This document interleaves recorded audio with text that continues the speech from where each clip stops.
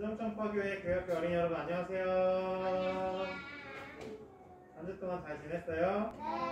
네. 자, 이제 찬양하면서 하나님을 예배하도록 하겠습니다. 우리들의 나름 아름다워 함께 찬양할게요.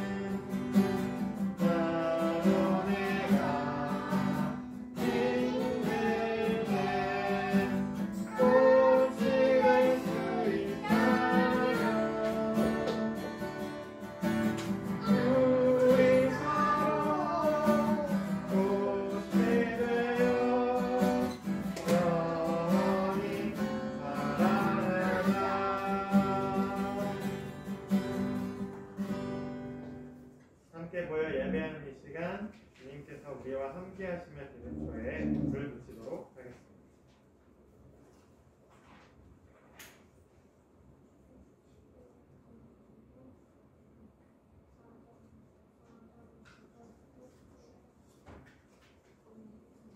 주님께서 우리 마음 가운데 작은 촛불 하나 밝혀주셨습니다. 주님께서 우리 마음 가운데 밝혀주신 이 작은 빛을 따라서 하루하루를 살아가고 또 예수님을 따르는 삶이 예수님을 믿는 그리스도인의 삶입니다. 그 마음 담아서 우리 함께 예배로 나아가도록 하겠습니다. 오늘 우리에게 주시는 하나님의 말씀은 룻기 4장 9절에서 12절까지의 말씀입니다. 제가 여러분에게 들려드리도록 하겠습니다. 여러분은 귀를 기울여서 그러자 보아스가 원로들과 온 마을 사람들에게 선언하였다. 여러분은 오늘 이 일의 증인입니다. 나는 엘리멜렉이 가지고 있던 모든 것과 기럐과 말론이 가지고 있던 모든 것을 나오미의 손에서 사겠습니다. 나는 말론의 아내인 모압 여인 룻도 아내로 맞아들여서 그 유산이 고인의 이름으로 남아있도록 하겠습니다. 그렇게 하여 고인의 이름이 그의 고향 마을에서도 끊어지지 않고 친족들 사이에서도 끊어지지 않도록 하겠습니다. 여러분은 오늘 이 일의 증인입니다. 그러자 성문 위 회관에 모인 온 마을 사람들과 원로들이 대답하였다. 우리가 증인입니다. 주님께서 그대의 집안으로 들어가는 그 여인을 이스라엘 집안을 일으킨 두 여인 곧 라헬과 레아처럼 되게 해주시기를 빕니다. 에브랏 가문에서 그대가 번성하고 또한 베들레헴에서 이름을 떨치기를 빕니다. 주님께서 그 젊은 부인을 통하여 그대에게 자손을 주셔서 그대의 집안이 다말과 유다 사이에서 태어난 아들 베레스의 집안처럼 되게 하시기를 빕니다. 이는 하나님의 말씀입니다. 하나님 감사합니다. 아멘. 우리는 오늘 지난주에 살펴보았던 룻과 나오미의 이야기를 뒷부분을 함께 살펴보려고 합니다. 룻과 나오미가 모압 지방에서 한 소식을 듣고 유다 땅 베들레헴으로 돌아가는 길을 떠났습니다. 어떤 소식이 들렸었죠? 나오미와 룻에게 어떤 소식이 들렸었죠? 맞습니다.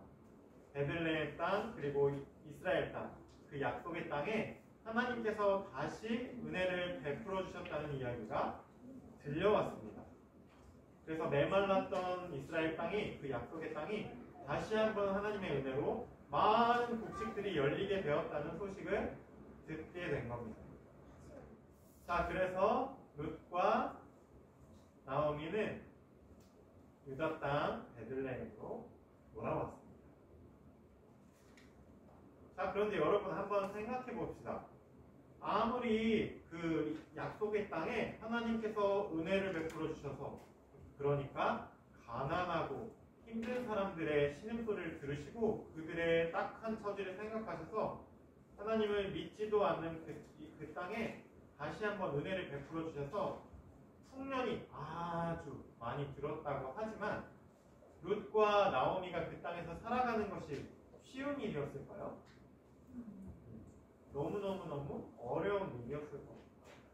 남편도 없이 아들도 없이 남자가 한 명도 없는 두 과부가, 남편을 잃은 과부가 된 두 여인이 그 땅에서 할 수 있는 일이라고는 떨어진 이삭을 주워 모아서 끼니를 해결하는 일뿐이었던 것 같습니다.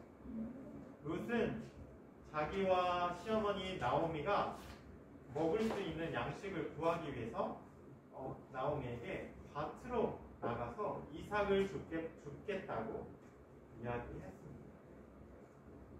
자, 그런데 여러분, 우리 한번 이전에 들었던 이야기를 한번 다시 떠올려 봅시다.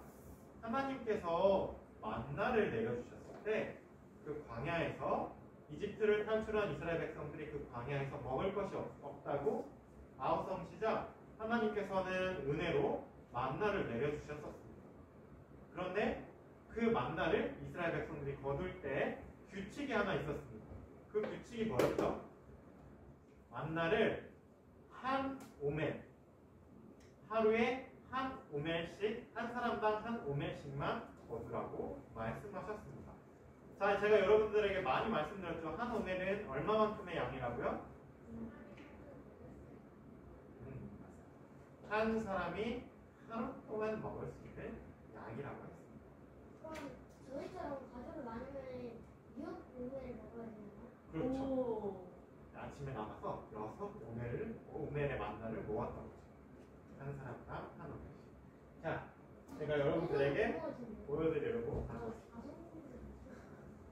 자, 이게 2리터 생수병이거든요. 2리터짜리 물이 들어가는 생수병입니다. 자, 그런데 한 오멜의 양이 고고학자들의 말에 의하면 2.2리터였다고 해요. 그러니까 거의 이 정도, 이 2리터짜리 물통보다 조금 더 있는 게 한 오멜의 양이었습니다. 이 정도의 양이 한 사람이 하루 동안 먹을 수 있는 양식의 양입니다. 자, 그러면 룻과 나오미가 하루를 나기 위해서 있어야 되는 양은 생수통으로 따지면 몇 개죠?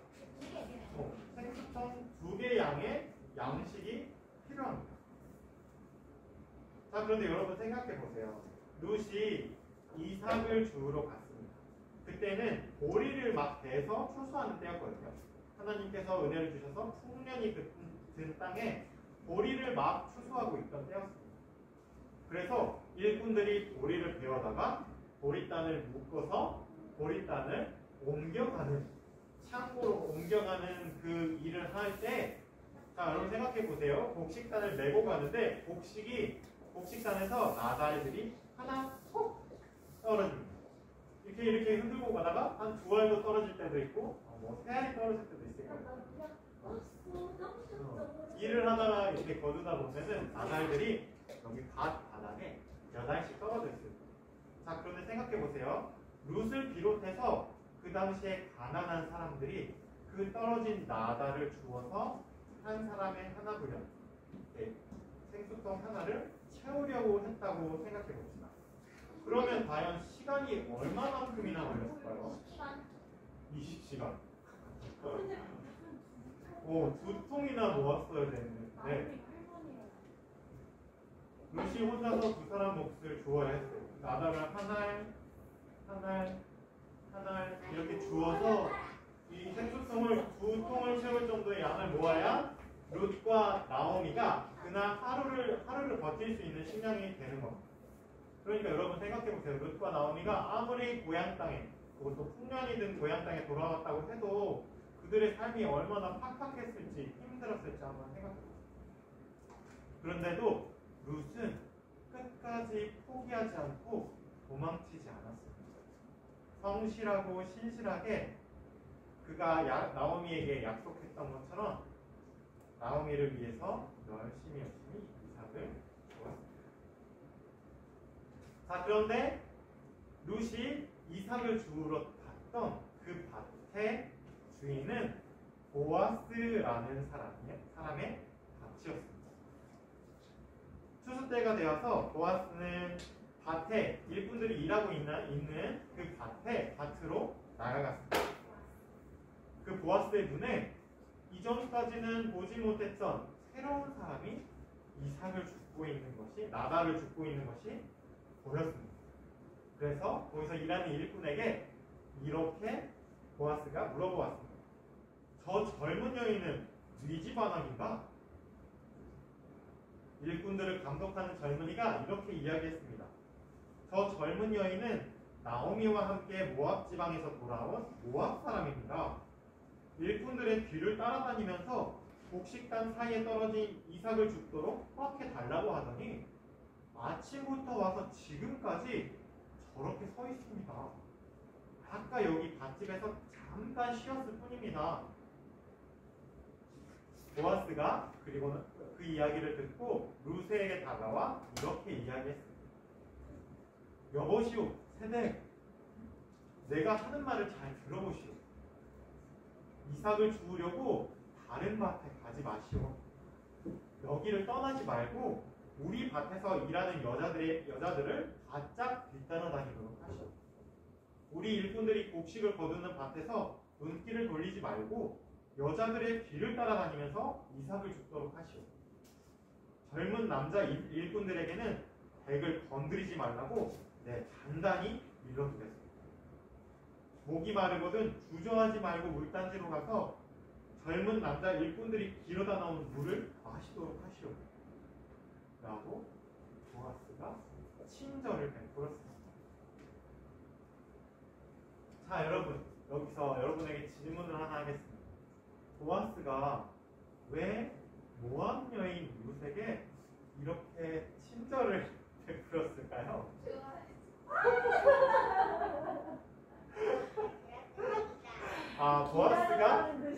보아스가 룻에게 첫눈에 보고 반했다. 사랑에 빠져서 그랬을까요? 자, 그러면 그래서 사랑에 빠져서 다른 밭에 가지 말고 우리 밭에서만 주우세요라고 이야기했을까요? 말이 안 돼요? 왜 말이 안 된다고 생각해요? 그러면 왜 보아스는 룻에게 다른 밭에 가지 말라고 했을까요? 모르겠어요. 어쨌든 좋아했던 건 좀 아닌 것 같아요. 아닌 것 같아요.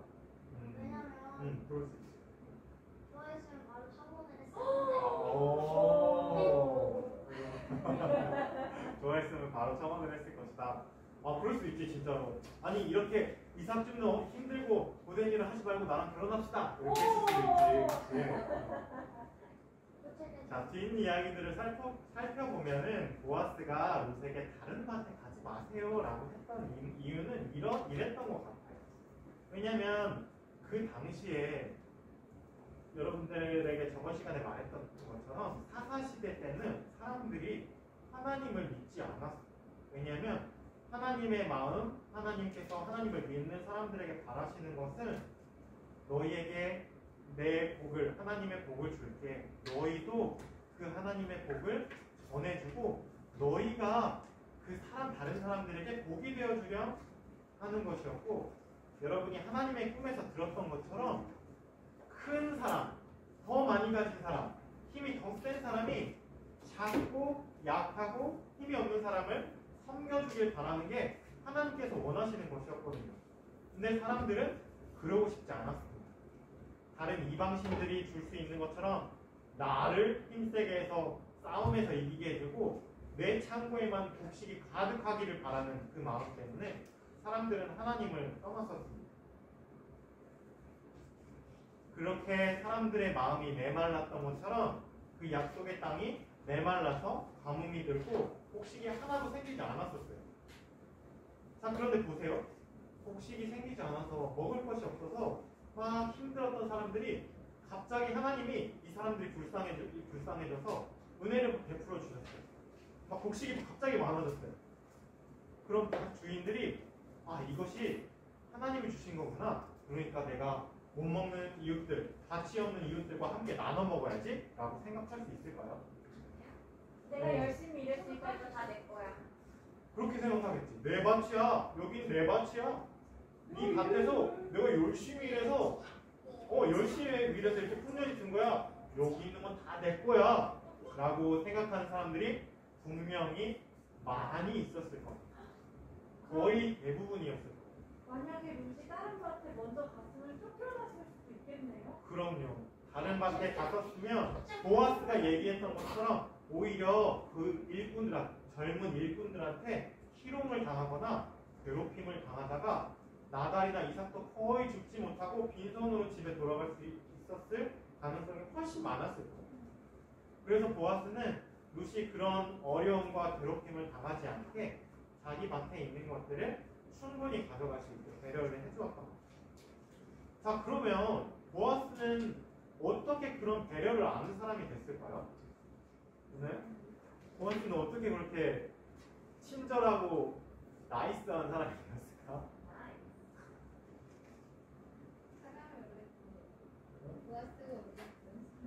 보아스가 원래 그런 사람이었다. 태어날 때부터. 그랬을 수도 있지.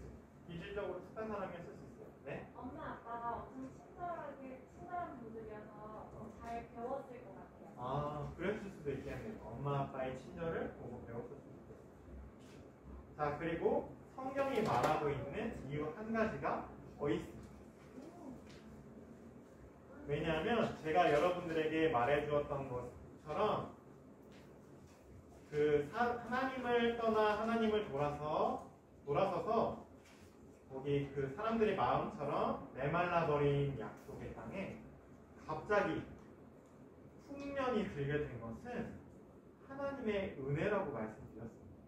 근데 보아스는 바로 그것을 알았던 사람이었기 때문에 루세에게 친절을 베풀 수 있었습니다. 자, 다시 한번요. 보아스는 이건 내 밭이야. 여기서 내가 열심히 일했어.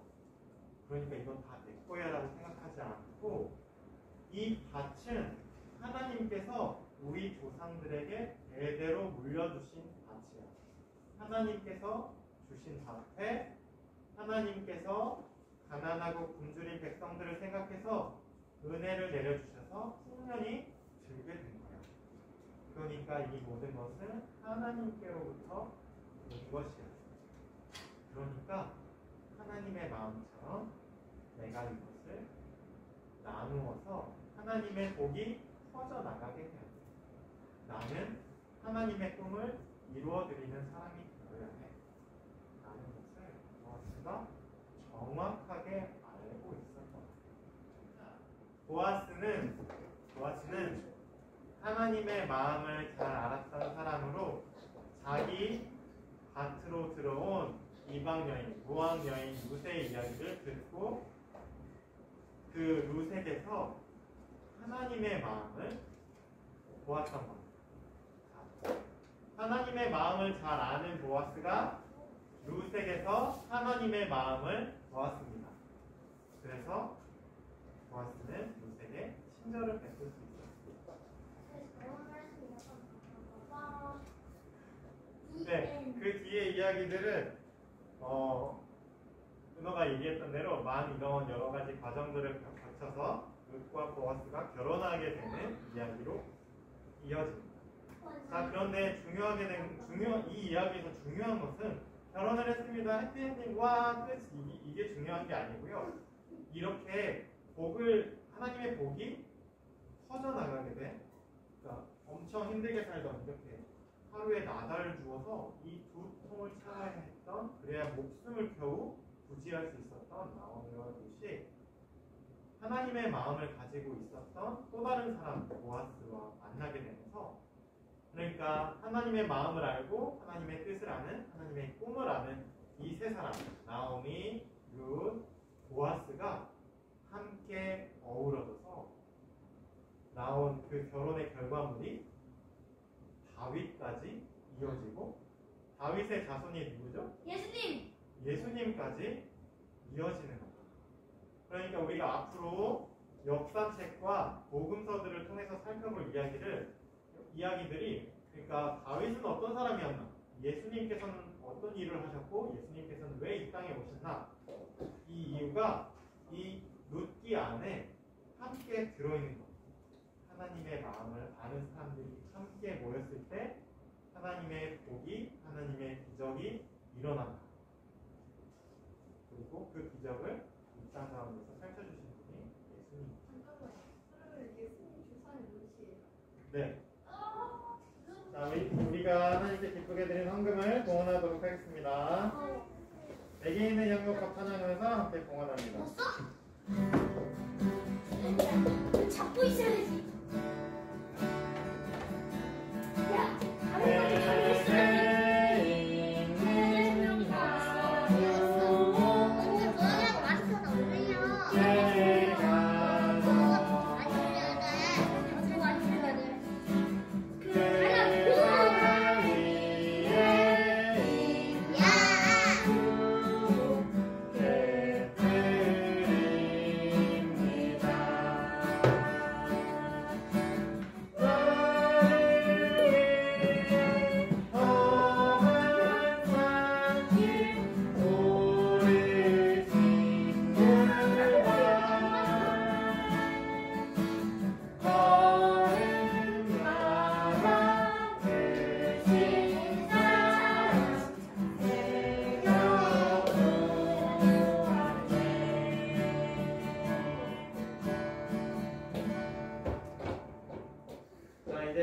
말씀 기억하면서 또 여러분들이 하나님께 드린 헌금 위해서 마치는 기도하도록 하겠습니다. 눈 감고 두 손을 모아주세요. 하나님, 오늘은 말씀의 사람, 하나님의 마음을 아는 사람 보아스와 룻과 나오미, 이 세 사람이 모여서 이루어지는 하나님께서 부어주시는 놀라운 기적의 이야기를 함께 살펴보았습니다. 이 말씀의 사람이 함께 모였을 때 한 집안의 구원이 일어날 뿐만 아니라 다윗과 그 이후에 예수님을 통해서 온 이스라엘과 온 땅 가운데 하나님의 구원이 전해지는 이야기를 상상하고 기대하게 됩니다. 하나님, 우리들도 하나님을 믿는 사람으로, 또 하나님의 마음을 알아가는 사람으로 우리가 지금 살고 있는 이 땅에서 하나님의 복, 하나님의 꿈을 펼쳐나갈 수 있게 하나님께서 우리에게 용기와 지혜를 더해주세요. 그 일을 위해서 우리가 하나님께서 주신 것 기쁘게 다시 하나님께 올려드립니다. 이 물질이 쓰여지는 곳곳마다 보아스의 밭에서 가난하고 힘든 사람들이 힘을 얻고 하나님께서 주신 생명을 넉넉히 누릴 수 있었던 것처럼 우리가 드린 이 물질이 쓰여지는 곳곳마다 오늘 이 시대에 가난하고 소외되고 병들고 힘든 모든 사람들이 살아나서 하나님께서 주신 그 생명을 넉넉하게 복되게 누릴 수 있는 놀라운 기적이 일어날 수 있게 하나님께서 축복해 주세요. 감사드리며 예수님의 이름으로 기도합니다. 아멘.